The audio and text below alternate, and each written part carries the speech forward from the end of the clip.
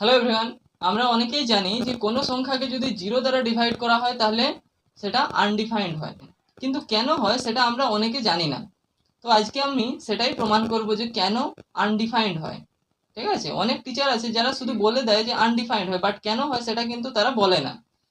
So চলো আজকে আমরা ওটা প্রমাণ করব। দেখো, যদি কোনো সংখ্যাকে ধরো 4কে যদি 2 দ্বারা আমরা ডিভাইড করি তাহলে কি আসবে? 2 আসে। 6কে যদি 2 দ্বারা ডিভাইড করি তাহলে 3 আসে। আর 9কে যদি 3 দ্বারা ডিভাইড করি তাহলে 3 আসে।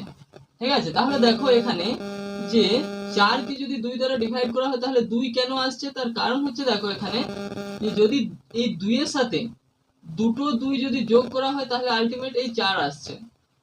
একই রকম ভাবে 6কে 2 দ্বারা ডিভাইড করলে 3 কেন আসছে? এই 2 এর সাথে তিনটা 2 যদি যোগ করা হয়, তিনটে 2 যদি যোগ করা হয় তাহলে 6 আসছে।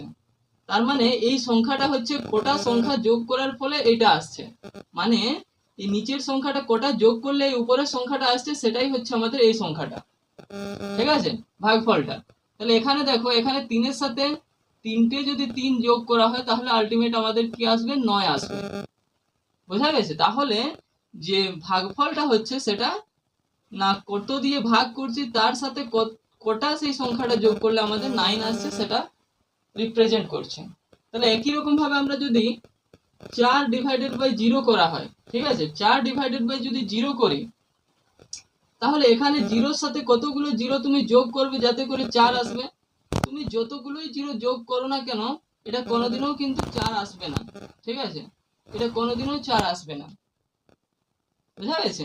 তাহলে তুমি জিরোর সাথে যতই জিরো যোগ করো না কেন সেটা কোনোদিনও 4 আসবে না।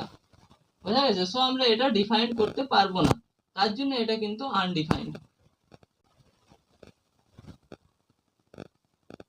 Thank you.